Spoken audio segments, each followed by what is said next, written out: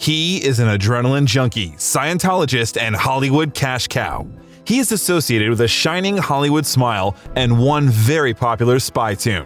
He earned tens of millions of dollars from his films and became one of the 100 most important actors of all time. What were the craziest tricks he performed on his own on the set? Why did Steven Spielberg refuse to work with him? And why was Nicole Kidman so happy to divorce him? This is the Biographer channel, and today we're going to tell you about the charming Tom Cruise's life path, his best roles, his love of extreme sports, and how his passion for Scientology influenced his romantic relationships. And before we start, we suggest you subscribe to our channel because here you will find the most detailed and fascinating documentaries about your favorite celebrities. Click on the subscription button and the bell, and we start. The full name of this American actor sounds like Thomas Cruise Mapother IV. Tom Cruise was born on July 3, 1962 in Syracuse, New York, on the eve of Independence Day and became the second of 4 children in the family. His parents, electrical engineer Thomas Cruise Mapother III and special education teacher Mary Lee, were from Louisville, Kentucky and had English, German, and Irish descent. Cruise grew up almost in poverty and received a Catholic upbringing. He later characterized his father as a chaos merchant, a bully, and a coward who beat his children. He remembered, "My father was the kind of person where if something goes wrong, they kick you. It was a great lesson in my life, how he'd lull you in, make you feel safe, and then bang." For the future actor, it was like, there's something wrong with this guy. He understood that it was not worth trusting him. You need to be careful with him. His father struggled to earn a living for a large family. They had to move from place to place frequently, traveling the United States and Canada. By the age of 8, Tom was already tired enough of poverty and had to get a job. He was mowing lawns, raking leaves, delivering newspapers, and even selling postcards for Easter and Christmas. Due to frequent moves from state to state, from America to Canada, the boy had to change at least 15 schools in 14 years. Tom's father got a job in the Canadian Armed Forces as a consultant, and the whole family moved to Beacon Hill, Ottawa at the end of 1971. While living in Canada, one of the schools of particular importance to Tom was the Robert Hopkins Public School in Ontario. There, the boy, studying in the 4th and 5th grade, became interested in drama and participated in plays under the guidance of drama teacher George Steinberg. One day, Cruise and 6 other boys staged an impromptu piece to music called It at the Carleton Elementary School Drama Festival. Val Wright, who was the organizer and was in the hall, said that the movement and improvisation were excellent. It was a classic ensemble piece. A bit later, after another move, Cruise studied in the 6th grade at Henry Monroe Middle School in Ottawa. In the same year, his mother left his father and took the children back to the United States. Later in 1978, she married Jack South. Tom's father had cancer and he passed away in 1984. For a time, Cruise received a church scholarship to study at Franciscan Seminary in Cincinnati, Ohio. It was that seminary that influenced the actor's desire to become a Catholic Franciscan priest. However, he was expelled from the seminary for drunkenness and passion for acting. During that period, he decided to give up religious studies in his late teens. From being this kind of wild child to 1 year studying to be a Franciscan priest at the seminary, I was very frustrated. I didn't have a lot of friends. The closest people around me were my family. I think they felt a little nervous about me because I had a lot of energy and I couldn't stick to one thing. If I worked at an ice cream store, and I've worked in a lot of them, I would be the best for 2 weeks. In high school, Tom played football for the university team as a midfielder, but after an incident with being caught drinking beer before the game, he was off the team. At that time, Cruise had such extremes in his life. In one interview, the actor recalled how he constantly quit jobs or was fired because he was bored. Tom has never lived in one place for a long time. His whole life consists of moving. He always packed up and moved, staying in Canada, Kentucky, Jersey, St. Louis. All that was useful because he was constantly learning a new accent, finding himself in a different surrounding. Tom's last school was Glen Ridge High School in New Jersey, where he again participated in school plays and starred in a school production of Guys and Dolls. The actor graduated from the senior class in 1980 and finally breathed a sigh of relief. After graduating from high school, Tom Cruise decided to develop his acting career and, with the blessing of his mother and stepfather, arrived in New York. At first, he tried to survive by waiting tables in a restaurant. In his spare time, he regularly had acting auditions. After working as a waiter in a restaurant, Tom went to Los Angeles to try himself on television. And pretty soon, all his efforts paid off. Tom signed a contract with the CAA and got a small role in the 1981 film Endless Love, based on the novel by Scott Spencer. In the same year, he played the main supporting role of a crazy student of the military academy in the film Taps. The appearance in Endless Love gave the actor invitations to other minor roles. Therefore, Cruise became part of the cast in an adaptation of the dramatic novel by S.E. Hinton, The Outsiders, directed by Francis Ford Coppola. He also appeared in the film All the Right Moves.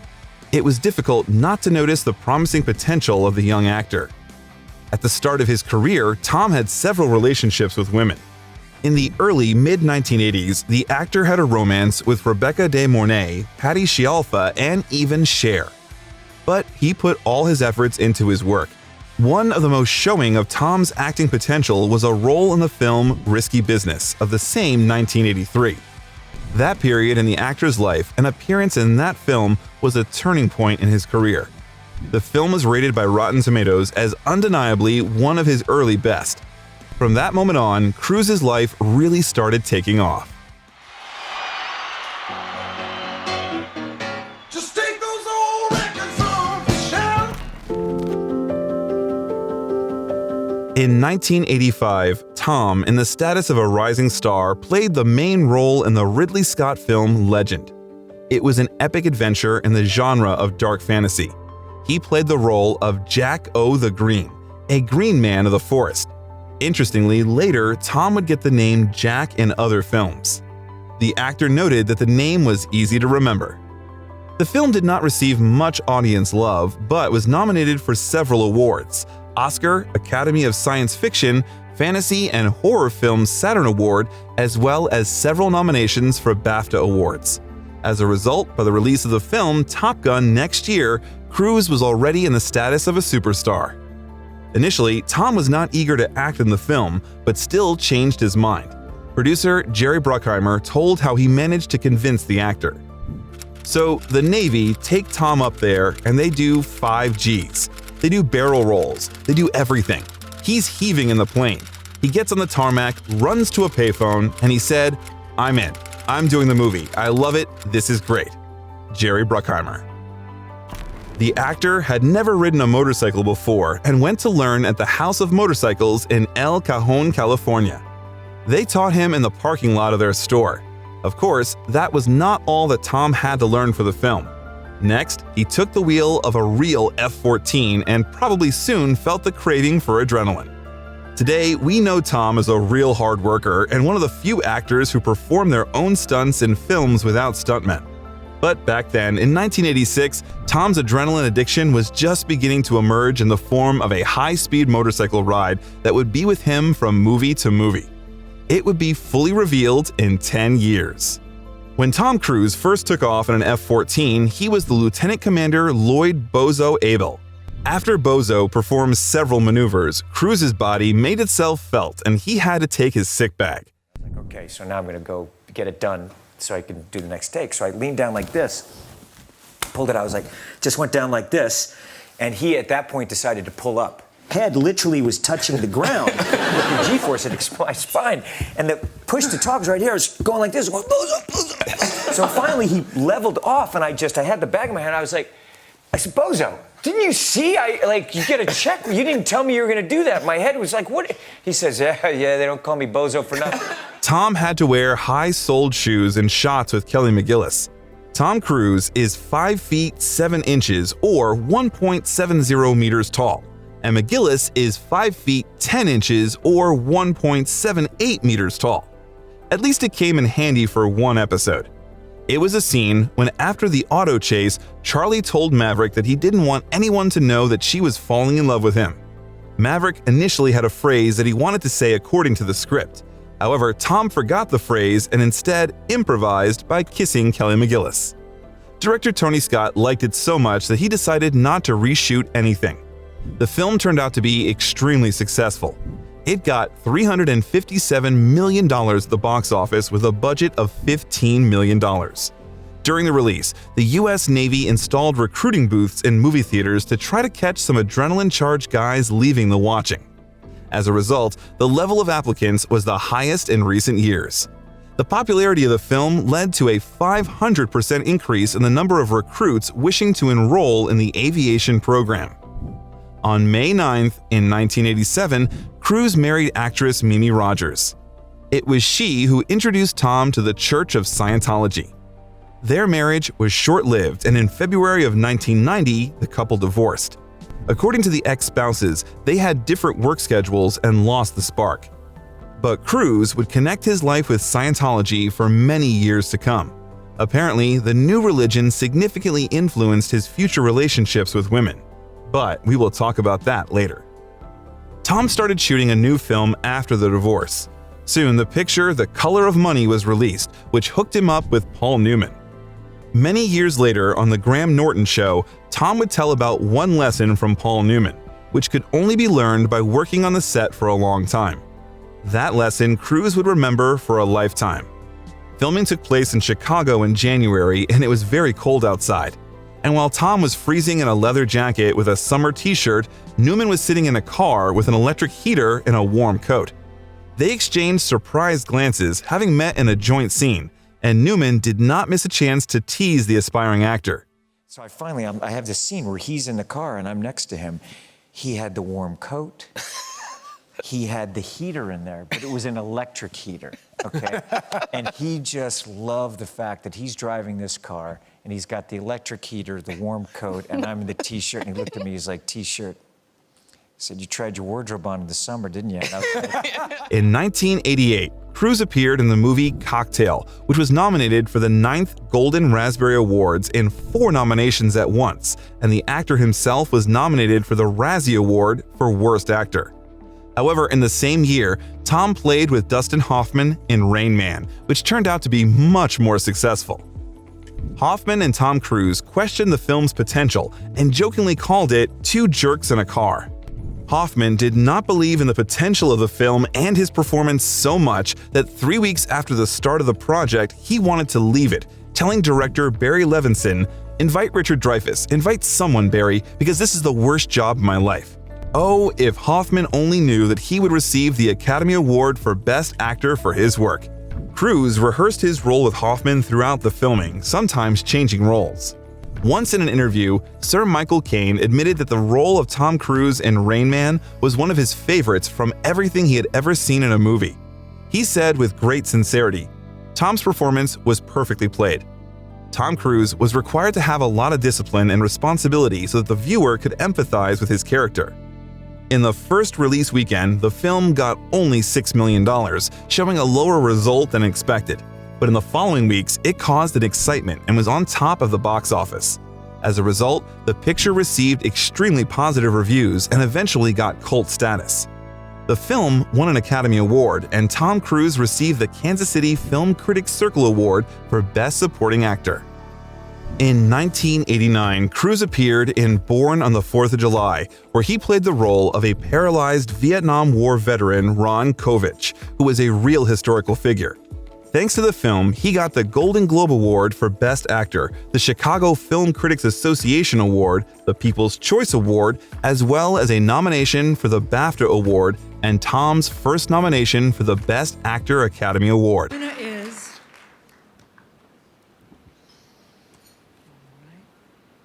Tom Cruise, born on the 4th of July.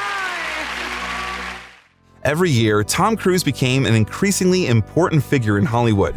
For example, in 1990, the actor was recognized as the sexiest man alive by People magazine. The actor's next film was Days of Thunder in 1990. The romantic sports-adventure drama directed by Tony Scott fixed Tom up with a young actress named Nicole Kidman. Cruise approved the actress's candidacy as his character's love interest after watching her in Dead Calm on the recommendation of the director. The idea of Days of Thunder was born from when Tom and Paul Newman were allowed to test one of Rick Hendricks's racing cars. The production of the film started without a finished script. It was the first picture for which Tom helped write the script. Scenes were often born right on the day of filming. During one of the driving episodes, Tom Cruise actually had to read his lines from the tips attached to the windshield, which led to a small accident. In the subsequent driving scenes, the actor was provided with a special earphone to make hints.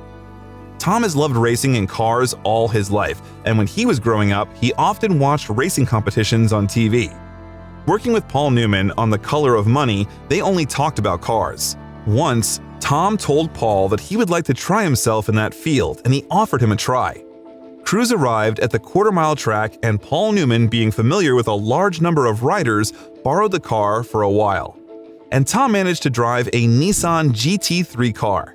The host of the show, David Letterman, noticed that it was a more modified model of the car that Tom could have bought himself. You ought to try it out, so I drive a GT3 car for his race team. Now, what does that mean when you say GT3? What is that exactly? Well, it's like, there's GT1, GT2, Oh, I see. GT3, GT4. Despite the fact that the model accelerated to 150 miles per hour, Tom failed to get that speed. However, at the Pocono competitions in the summer of 1988, he accelerated to 145 to 146 miles per hour. He remembered his first race. "I was scared to death. I thought I was going to die." You go into corners and you think, yeah, you just, but it's really exciting. High-speed chess game. In Days of Thunder, most of Tom Cruise's stunts were performed by NASCAR driver Greg Sachs. Even then, Tom had a craving for extreme sports and wanted to do stunt driving himself, but for insurance reasons, he was not allowed. Chevrolet brand cars were prepared by Rick Hendricks's racing team, which later used some cars in real races. During the filming, 35 cars were crushed. The film turned out to be a bit unrealistic in terms of special effects, characters, and fake dialogues. It got mixed reviews. However, it was Quentin Tarantino's favorite big-budget film about racing. The director believed that the picture should not be taken seriously and in fact was quite funny. There was a spark between Cruise and Kidman on the set, and over time the relationship developed into a happy marriage. The couple got married on Christmas Eve of the same year. The actors quickly became a Hollywood star couple. In an interview with Marie Claire, Kidman recalled, "I felt I became a star only by association. We would go to the Oscars and I would think, I'm here to support him. I felt it was my job to put on a beautiful dress and be seen and not heard." Nicole Kidman. Over time, Nicole admitted that she was so in love that she overlooked some things. She forgot about her plans for life and desperately wanted to have a child with Tom. A little over a year after the wedding, Kidman became pregnant. Unfortunately, the pregnancy turned out to be ectopic and she lost her first child. That painful and traumatic experience prompted the couple to adopt. In 1992, Nicole Kidman and Tom Cruise adopted a girl named Isabella Jane, and in 1995, they adopted a boy named Connor. According to the actor's religious beliefs, the children were adopted through the church. Cruise and Kidman were very secretive parents and rarely put their children's lives in the spotlight. In 1992, the couple appeared in another joint project, Far and Away, directed by Ron Howard. The actors played the roles of Irish immigrants seeking happiness in America in the 1890s, which led them to the land run of 1893. Cruise's acting career continued to go uphill. In 1993, the actors starred in the legal thriller The Firm, directed by Sidney Pollack, based on the novel of the same name by author John Grisham. During the production of the film, Tom reached an agreement with Paramount that only his name could appear above the title on the poster. Gene Hackman, who joined the shooting not from the beginning of the project, wanted his name to appear on top too, but he demanded that his name be removed from the poster altogether after being refused. The film was a great commercial success, grossing $270 million with a budget of $42 million.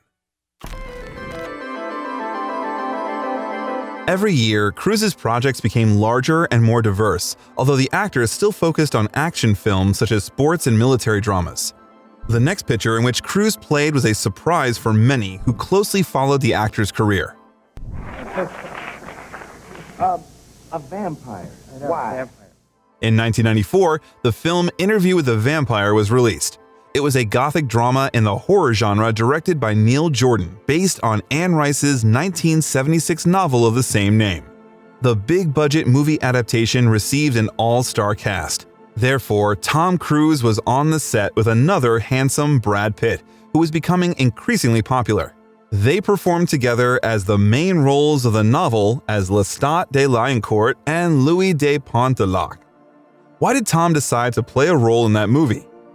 I just love scary movies, and I've had a fascination with vampires, and I love the book Interview with the Vampire.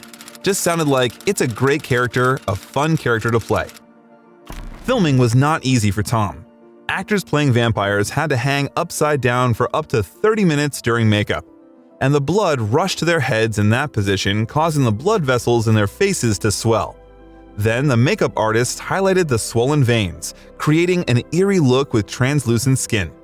The poor devils had to repeat the process several times as the blood quickly flowed back. Because of that, the makeup process took a very long time. Cruise spent 3.5 hours in the makeup chair every day. On the set, Tom again got into an awkward position because of his height. The actor had to occupy elevations to reduce the difference in height with other vampires during some scenes. In addition, during the filming, tension arose between Tom Cruise and Brad Pitt due to Pitt's allegedly poor personal hygiene. According to Cruise, his film colleague did not use deodorant, and because of that, the smell of sweat became noticeable. But how true that was, we probably won't know in any way. Tom Cruise prepared for the role of Lestat by watching videos of lions attacking zebras in the wild. By the way, Johnny Depp was offered that role before Tom Cruise, but he refused. You can find out information about Johnny, his career, and difficult relationships in our separate biographical video. Click on the pop-up card if you are interested. The film was well received, although initially the author of the novel, Anne Rice, criticized the casting of Cruise for the role of Lestat. Later, when she saw the film, she was pleasantly surprised and even apologized to Tom. She paid $7,740 for a 2-page advertisement for the film in Daily Variety, in which she praised his performance and apologized for doubting him. The film got $223 million and was awarded an Oscar nomination for Best Art Production and Best Original Soundtrack. Since then, Tom Cruise has been sending Kirsten Dunst a coconut cake with pieces of white chocolate every Christmas. Dunst calls it the Cruise cake, which she is always happy to receive.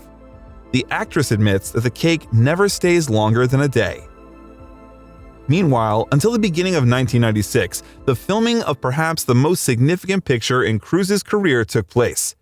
Participation in that particular film would become the most recognizable role of Tom Cruise and would probably forever fix the image of a top agent named Ethan Hunt for him. Mission Impossible, directed by Brian De Palma, became both a continuation of the 1966 TV series and its reinterpreted sequel. Tom Cruise was the first producer of the film in which he played the main role. Paramount Pictures owned the rights to the TV series and tried to shoot a full movie for years, but could not come up with a viable interpretation. Tom Cruise had been a fan of the show since he was young and thought it was a good idea for his next movie. The actor chose Mission Impossible as the first project of his new production company and convinced Paramount to allocate a budget of $80 million. Cruise and his production partner Paula Wagner worked on the story for several months with director Sidney Pollack before the actor hired Brian De Palma for the production. Cruise met De Palma while working on Interview with the Vampire. It happened during dinner with Steven Spielberg. The actor was impressed by De Palma's filmography, so when he returned home, he watched all the director's films and convinced himself to hire De Palma for Mission Impossible. I loved the TV series when I was growing up. I loved the music, and to be able to turn it into a feature film and really take it from a Cold War series to this, to bring it to modern audiences in cinema as something that is there without a doubt the most challenging films to produce, the challenging films to make. The process of working on the script was not easy. The idea was repeatedly revised. The initial and final episodes were rewritten by Steve Zavillian, David Knopp, and Robert Towne, and the dialogues were finalized for a long time by Willard Hayek and Gloria Katz. Only the main plot remained unchanged. The journey that Ethan Hunt and his team go through, it is an odyssey, and definitely inspired and reflective of that story. It's an epic tale. It's a personal tale, and there's incredibly huge stakes, emotional stakes, I think, for the characters. De Palma convinced Cruise to shoot the first act of the film in Prague because it was a city that was rarely seen in Hollywood films at that time. The management wanted to save the budget, but Tom wanted a spectacular and impressive action movie. However, they still managed to save part of the budget since Tom wanted to perform most of his stunts on his own. Although some of them were really dangerous, the thirst for extremes finally got the upper hand over the actor. For example, during the filming of the famous scene in which Tom Cruise fell from the ceiling and hovered a few inches above the ground, his head kept hitting the floor until he came up with the idea to put coins in his shoes for balance. The CD trick that Tom Cruise did to fool the Jean Reno character was a real sleight of hand trick, without editing. The scene in the restaurant with glass walls and a giant aquarium with lobsters in the middle was Cruise's idea. De Palma tried to shoot that scene with a stuntman, but it didn't look real, and he allowed Cruise to do it, even despite the possibility that the actor might drown. Mission Impossible was released on May 22, 1996, and broke the record on the premiere day of the screening with 11.8 million ahead of Terminator 2: Judgment Day. Hasta la vista, baby. Tom Cruise refused his usual $20 million fee in favor of a significant percentage of the box office. Chicago Sun-Times film critic Roger Ebert rated the film well and wrote, "This is a movie that exists in an instant, and we have to exist in an instant to enjoy it." However, some actors of the original series were dissatisfied with the reinterpretation of their characters. Thanks to the success, the picture would make a series of spy thrillers, and Mission Impossible and Tom Cruise would return to the role of Ethan Hunt. In the same year, the romantic comedy drama Jerry Maguire was released, where Cruise acted with Renee Zellweger. It was another film for Tom that was a financial success, and critics praised the acting and the script. The movie was nominated for 5 Academy Awards, including Best Actor. It was Tom Cruise's second nomination. In addition, the film got 3 Golden Globe nominations, one of which was received by Cruise. At the same time, the actor was considered for the main role in the sci-fi thriller The Matrix, which, as a result, went to Keanu Reeves. In 1998, Tom Cruise won a court case against the British tabloid Daily Express, which claimed that his marriage to Kidman was a fiction to hide his homosexuality. Over time, the courts would become a usual thing for the actor. A year later, Tom reappeared on screen with Nicole Kidman in their third joint film, Eyes Wide Shut. It was an erotic detective psychological drama by Stanley Kubrick. Unfortunately, the director died 6 days after showing the final version of the film to Cruise and Kidman and the management of Warner Bros. Pictures. Tom Cruise and Nicole Kidman had signed indefinite contracts, agreeing to work on the project until Stanley Kubrick released them, no matter how long it took. The couple lived in the UK for so long because of the protracted filming that their 2 children acquired an English accent. Director Stanley Kubrick joined psychoanalysis sessions with Tom Cruise and Nicole Kidman to prepare his stars for their roles. He forced them to confess their fears about the relationship and their real marriage.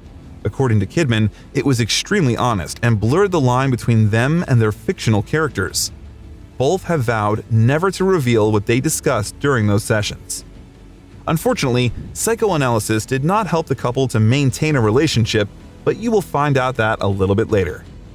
One day, director Paul Thomas Anderson visited the set, where he offered Tom Cruise to play the supporting role of Frank T.J. Mackey in Magnolia. Tom was a fan of Anderson's previous movie Boogie Nights and agreed. The film was released the same year, and Cruise received another Golden Globe and an Oscar nomination. A year later, Tom returned to the role of Ethan Hunt in the second part of Mission Impossible 2. He performed most of the dangerous stunts on his own, despite the studio's concern for his safety. In the opening scene, Tom climbed on his own at Dead Horse Point State Park in Moab, Utah. He did not want to remove that scene from the film and performed the trick only with a climbing harness, not having an insurance net under him. Performing a jump from one part of the cliff to another, Tom tore his shoulder. The film became the highest-grossing movie of 2000, and Tom Cruise received the MTV Movie Award for his efforts. The following year, Cruise starred in the romantic thriller Vanilla Sky with Cameron Diaz and Penelope Cruz. That was an English-language adaptation of the Spanish film Alejandro Amenábar's Open Your Eyes. Cruise said, "I've been offered a lot of films to buy and remake, and I never have because I felt it was too connected with the culture of that place, whatever country it was from. But this was a universal story that was still open-ended and still felt like it needed another chapter to be told." During that period, the public was shocked by the news that Cruise was divorcing Nicole Kidman. The couple did not disclose the reasons for the breakup, but many suspected that it was because of Cruise's fascination with Scientology. By the time Nicole and Tom Cruise's marriage went wrong, the actor was not just an adept of the Church of Scientology, but its face. There is simply no more famous follower of this doctrine in the world than Cruise, and it's no coincidence. It was rumored in closed circles that David Miscavige, the head of the Church of Scientology, specifically kept Tom in his pocket, creating the illusion around him that he was helpless without religion. Kidman, in turn, is a diligent Catholic, which is simply unthinkable for a leading Scientologist. Moreover, Kidman's father is a psychologist who has repeatedly pointed out to his daughter the strange behavior of her husband. Because the actress was madly in love with Tom, she tried to join the Church of Scientology for him, but left in 1997. It was rumored that the actress began to interfere with Tom's rituals, disrupted his meditations, and expressed suspicions that his church was using him. It is difficult and even impossible to figure out where the truth is and where the fiction of conspiracy theory lovers is. In an interview with Vanity Fair, Nicole would say that she was locked up during her marriage to Tom. She admitted that she was too young for a long marriage. She got together with Tom when she was only 23 years old, and by the time Nicole turned 27, she and Tom had already adopted their 2 children. She compared that condition to being in a bubble. As a result of the difficult divorce, the children remained with their father in the church. That led to a strained relationship with their foster mother. Looking back in an interview with The Sun, Nicole would say, "Motherhood is about the journey. There are going to be incredible peaks and valleys, whether you're an adopting mother or a birth mother. What a child needs is love." Despite the divorce, the actor tried to be a good father. After the opening ceremony of the 2002 Oscars, Tom did not stay for the rest of the award ceremony because it was his turn to look after his and Nicole Kidman's children. He left the Kodak Theater through the back door after the opening of the event and rushed home to watch the rest of the event on TV with Connor and Isabella. During the divorce process, Cruise managed to start a romantic relationship with his colleague in the film Vanilla Sky, Penelope Cruz. They would meet for 3 years before breaking up in 2004. In 2002, Tom starred in the science fiction action dystopian Minority Report, directed by Steven Spielberg, based on the Minority Report by Philip K. Dick. Tom's partner on the set at that time was Colin Farrell. The picture became one of the most popular in 2002 and was nominated for an Oscar, and also received as many as 11 nominations for the Saturn Award. The next year, Tom was again a success for his role in the historical thriller by Edward Zwick, The Last Samurai. The actor was nominated for a Golden Globe. In 2004, Cruise received critical acclaim for his role of Vincent in the film Collateral, directed by Michael Mann. A year later, the actor returned to work with Steven Spielberg on the film adaptation of the H.G. Wells novel War of the Worlds. Working with Steven Spielberg, which it is a creative combustion. It's not an analytical, it's not a mechanical process, it's an inspired process. This was the fastest pre-production, and the scale of this film is the largest scale that I've ever been a part of. While filming underwater scenes, Steven Spielberg pranked Tom Cruise and Dakota Fanning by playing dramatic music from another of his films, Jaws, through massive underwater speakers. War of the Worlds was nominated for many awards, including the Oscar and Saturn. But the reaction of critics to Tom Cruise's acting turned out to be so bipolar that the actor received nominations for the Saturn Award and for the Golden Raspberry. That's not to say that Tom's performance in the movie was bad, but what do you think? You can share your opinion in the comments. Anyway, the audience loved Tom, and therefore, in the same year, the actor was awarded the People's Choice Award for Favorite Male Movie Star and the MTV Generation Award. After the filming, Steven Spielberg stated that he would never make a film with Tom Cruise again because of his connection with the Scientology church. It's not surprising because Tom tried to involve the director in that. Spielberg was neither the first nor the last one whom the actor tried to involve in Scientology.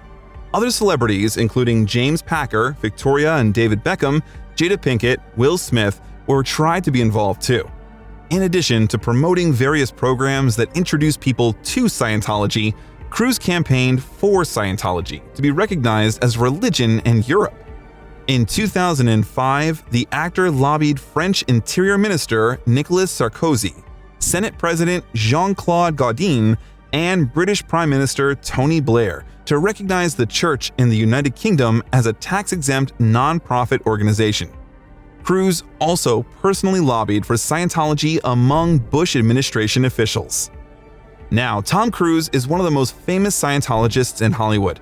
Scientology is a rather controversial religion, which has both many fans and opponents. Cruise claims that the teachers of this church are practically saving the world. I think it's a privilege to call yourself a Scientologist, and it's something that you have to earn. And because a Scientologist does, he or she has the ability to create new and better realities and improve conditions. In an interview, the actor admitted that he suffered from dyslexia at an early age, and Scientology helped him overcome the disease. Those who left the church spoke quite differently about the church. Some mentioned Cruise himself in their stories. For example, the actress Leah Remini, who left the church in 2013 and actively criticized it, spoke about Cruise as follows. "I think it's time for people to start waking up to the real facts here. Tom has for years manipulated his image to be the good guy. Although I believe there was a time when Tom was a decent and kind-hearted person, he has morphed himself into David Miscavige and is completely dedicated to Scientology's mission to clear planet Earth, which means making 80% of the world's population into Scientologists." According to rumors, Cruise's next bride was helped to be chosen by the Scientology Church in order to avoid previous mistakes with Nicole Kidman. The Brethren in Religion introduced Cruise to the actress Nazanin Baniadi. The couple met for a few months, after which they broke up. Shortly after that, at one of the Hollywood parties, a girl accidentally knocked over a glass of champagne on Tom. It was like in the movies. They felt a spark, and soon they began dating. That girl, as you already understood, was called Katie Holmes. She had been in love with Cruise since her youth and even had a poster of the actor in her room. Their relationship developed rapidly. A month later, Cruise publicly declared his love for Holmes on the Oprah Winfrey Show, and in October of 2005, the actors announced they were expecting a child. Tom Cruise was thrilled about the upcoming birth of his third child. He was so excited that he bought an ultrasound machine that cost about $200,000. The American Institute of Ultrasound and Medicine condemned Tom, noting that the purchase was inappropriate and violated FDA regulations regarding the sale of medical equipment. In response, Cruise promised to donate the device to the hospital after Katie gave birth. On October 18th of the next year, the couple had a daughter named Suri. A week later, Tom was still emotional. In an interview with 2020, he said, "It was everything that we wanted it to be. It was spiritual. It was powerful. It was indescribable." 6 months later, Tom proposed to Katie at the Eiffel Tower in Paris. On November 18th, Holmes and Cruise were married at Odescalchi Castle in Bracciano in a Scientology ceremony to which many Hollywood stars were invited. David Miscavige, the head of the Church of Scientology, was Tom Cruise's best man, like a best friend. Katie, who grew up in a religious family of Baptist Christians, got his religion for the love of Tom and began to go to his church with him. At the same time, Tom continued to build his career. In 2006, the actor returned to his spy series in the sequel Mission Impossible 3. The film was more positively received by critics than the previous parts of the series and grossed almost $400 million at the box office. Meanwhile, Premiere Magazine named Cruise the most influential actor in Hollywood, as Cruise took 13th place in the magazine's Power List, becoming the actor with the highest rating. In the same year, Forbes magazine named him the most influential celebrity in the world. On October 10, 2006, Tom Cruise Day was announced in Japan. The Japan Memorial Day Association said he was honored with a special day because of his love for Japan and his close connection with it. The following year, Tom played a minor role in the war drama Lions for Lambs, which failed the box office. That was followed by an unrecognizable performance as Les Grossman in the 2008 comedy Tropic Thunder. The partners on the set were Ben Stiller, Jack Black, Robert Downey Jr., and the director was also Ben Stiller. Cruise got another Golden Globe nomination thanks to that project. Also that year, Tom played the main role in the historical political military thriller Valkyrie, which was a commercial success. Between 2002 and 2009, Tom Cruise was nominated for 7 Saturn Awards, winning once. In general, this can be considered the best period in the actor's career. 9 out of 10 films in which he starred over a decade were commercially successful at the box office and got over $100 million. Well, the quest for truth and excellence in both characters and stories are a goal of every actor, and nowhere is that quest better exemplified than in the dedicated actors. In the summer of 2010, the comedy Night and Day was released. It was the second joint work with Cameron Diaz after Vanilla Sky. They left us awestruck, entertained, and wanting more. Show me the money. Then Tom Cruise again played the role of Ethan Hunt on the screen in the 4th part of Mission Impossible: Ghost Protocol.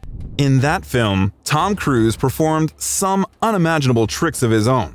For example, holding onto a safety rope, Tom, at a height of several hundred meters, jumped on the facade of the high-rise building named Burj Khalifa, at the level of about the 130th floor. And that was at the age of 49, while young actors were filming on a green screen with stuntmen. It's crazy. The film made a record amount for the series of $694.7 million from the release. In mid-2011, Cruise started filming the jukebox musical comedy Rock of Ages, which failed at the box office despite an extremely successful start. At that time, Tom was already working on the film adaptation of the novel by British writer Lee Child's One Shot. The actor played the role of Jack Reacher in the film of the same name, although again he almost suffered due to the height. Some fans of the series of novels actively spoke out against the casting of Cruise due to the fact that the actor's height did not match the characteristic of Reacher in the novels. The original author defended Cruise, saying, "Reacher's size in the books is a metaphor for an unstoppable force, which Cruise portrays in his own way. With another actor, you might get 100% of the height, but only 90% of Reacher. With Tom, you'll get 100% of Reacher with 90% of the height." The film was positively received by critics and collected $218 million, thereby ensuring the possibility of continuing the series. On June 29, 2012, Katie Holmes filed for divorce from Cruise. Many believe that it happened because of the desire of the actress to put herself and the child out of the Church of Scientology. There is an interesting fact. By a strange coincidence, all 3 of Cruise's wives filed for divorce at the age of 33. Cruise was having a hard time breaking up. Colleagues on the set of the film Oblivion, in which the actor starred at that time, said that one of the most famous actors on the planet at that time looked like one of the saddest people on Earth. As a result of the divorce process, Cruise did not receive custody of his daughter at all, and because of that, refused the visitation rights offered to him. Tom provides quite a large amount for the child. He pays more than $33,000 a month for the care of Suri. In 2013, Joseph Kosinski's science fiction film Oblivion, based on the director's graphic novel of the same name, was released. Cruise has been showing interest in the film for a long time. The most difficult scene on the set was when Tom's character took a break to admire the view and water a flower. It was shot when Cruise was sitting on an 800-foot or 240-meter cliff at the top of Iceland's Jálhator on the route of Langakoll, which is accessible only from a helicopter. The film received slightly mixed reviews from critics, but got a pretty good box office.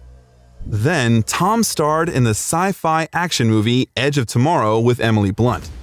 The film was an adaptation of the 2004 Japanese light novel All You Need Is Kill by Hiroshi Sakurazaka. Warner Brothers spent over $100 million just to advertise the film, but it was worth it. The movie received positive reviews from critics who praised the plot, direction, action, and performance of Tom Cruise and Emily Blunt. In 2015, Cruise starred in the fifth part of Mission Impossible, Rogue Nation, where Simon Pegg as Benji and Jeremy Renner as William Brandt also returned. We can also guess that the stuntmen did not return there again. Tom continued to amaze the audience with his courage and recklessness, performing incredibly dangerous stunts. For example, there was a scene in the film when Cruise's character took off on a military cargo plane while being outside. The actor was told how a movie scene should look like and that it would not work to shoot it live. But Cruise said that they should try. He was offered to replace him with a stuntman, but he just wanted to do it himself. And he did, being attached only by a meter-long rope. The first thing the 53-year-old actor thought about when the plane took off was, "Holy shit, I'm really doing this!" The film did not break the box office record of the previous part, but showed a quite similar result. In 2017, Tom Cruise starred in the relaunch of Boris Karloff's horror film The Mummy from 1932. In the movie, Tom Cruise played the role of U.S. Army Sergeant Nick Morton, a soldier of fortune who accidentally unearthed the ancient tomb of the trapped Egyptian princess Amet. Although the new film adaptation of The Mummy received negative reviews and wasn't much success at the box office. The following year, Tom reprised the role of Ethan Hunt in the sixth film of the series, Mission Impossible: Fallout. Each time, the actor's tricks, which he performed himself, became more and more dangerous because in that part, Tom made a jump from an airplane from a height of 7,000 meters. At the time of filming, the actor was 56 years old. There were also injuries. In one scene, Tom made a jump from the roof of one building to another, between which were 5 to 6 meters. However, the actor did not reach it and hit his foot into the wall of the building, holding with hands and hanging out on it. Cruise would tell later in the Graham Norton show, "I hit the side of the wall and then I climbed up on the wall and I'm supposed to run. I knew I broke it instantly. And I just, run past camera, we got the shot." The film was more positively received by critics than the previous parts of the series and grossed more than $791 million, updating the franchise's box office record. It was not surprising that thanks to such a success of the series, 2 more planned sequels await us. During the filming of Mission Impossible 7, Tom Cruise was spotted on the roof of a train that was moving at a speed of 60 miles or 97 kilometers per hour.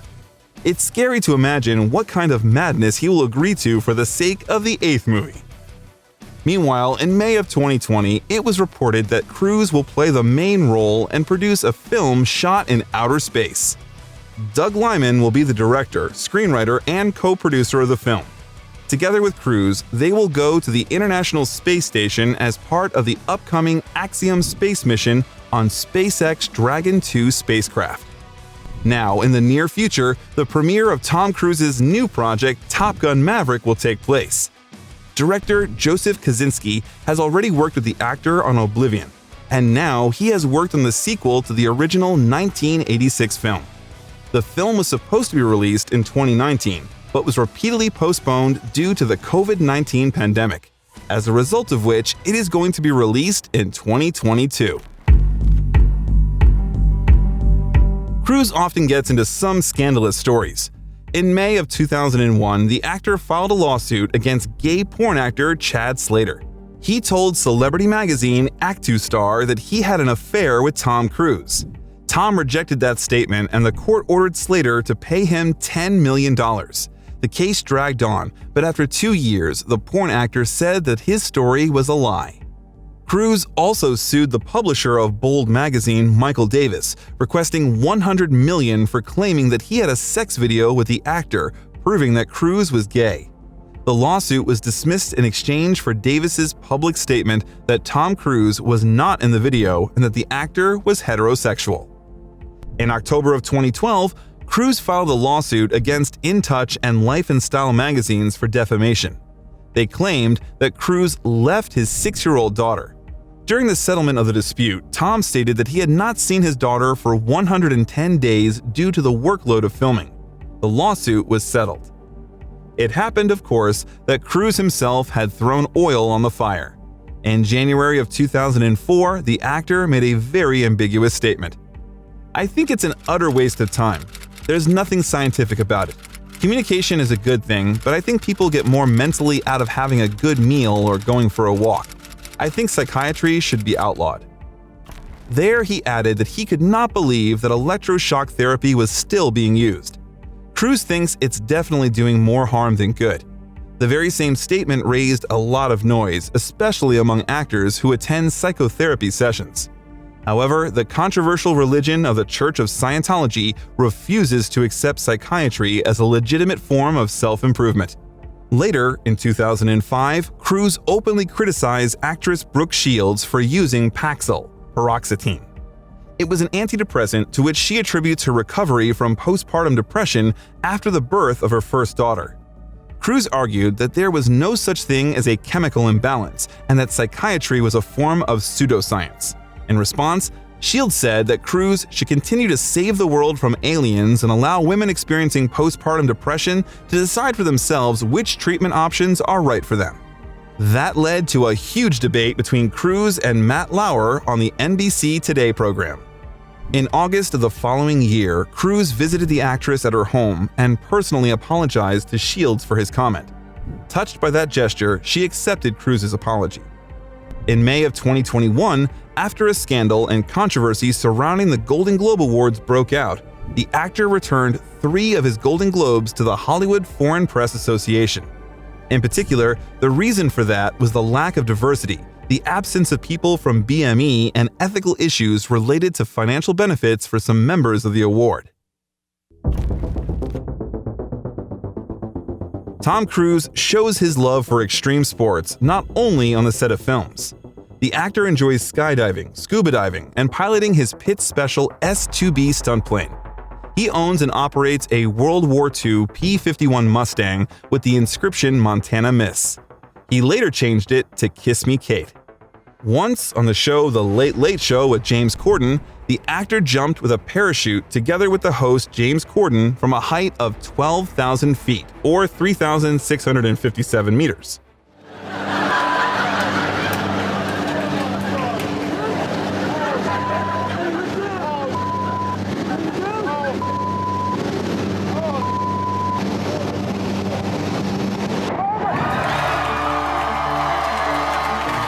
The actor has several houses. He lives moving between Beverly Hills in California, Clearwater in Florida, Dulwich in London, and East Grinstead in West Sussex. Thanks to his friendship with David Beckham, he became a fan of the Spanish football club Real Madrid. Tom Cruise regularly tries to help charities and people who really need help. He made donations, sparing no expense, to the Ashley Flint Fund, the Tsunami Relief Fund, the Diabetes Foundation, the Moms.biz, Hillary Clinton's campaign, and the Church of Scientology. Cruise co-founded and collected donations for Downtown Medical to offer the lifeguards of New York on September 11th detoxification therapy based on the works of L. Ron Hubbard. Tom was criticized by doctors and firefighters, but Scientology leader David Miscavige awarded the actor the Scientology Freedom Medal of Valor Award at the end of 2004. Also, we know the story about Tom Cruise, Steven Spielberg, and 20 other team members' visit to Lexington, Virginia Dairy Queen during the filming of War of the Worlds. The actor saw a jar with a photo of Ashley Flint and the story that happened to her. Flint got into a go-kart accident, leaving her family with a mountain of hospital bills. Tom didn't hesitate to put $5,000 in the jar. Most likely, that was not the last time that Cruise decided to help a stranger. Now, Tom Cruise is filmed less often than before, but films with his participation are still eagerly awaited by fans around the world. We are sure that a lot of good things are waiting for him in the future, both in the vastness of cinematography and beyond. We know that there are no boundaries for Tom Cruise. His films have grossed over $4 billion in North America and over $10.1 billion worldwide, making Tom Cruise one of the highest-grossing stars of all time. Surprisingly, with all his experience with blockbusters and the skill to attract big box offices, Cruise has not yet starred in any Marvel movie, although he could. Not everyone knows, but Marvel planned to shoot Iron Man back in the 90s, and then it was Cruise who was the main contender for the Colt role. But the work had reached a dead end. But that was probably for the best, because the picture would have most likely become a failure. Why are we so sure of this? Why didn't filmmakers create high-quality comic book adaptations in the 80s and 90s? Click on the icon on your screen and you will find out about how movie comics have developed and why they have not lost their popularity over the years. This has been The Biographer. Thanks for watching this video till the end. You can like it, and we are already planning something new for you. See you soon.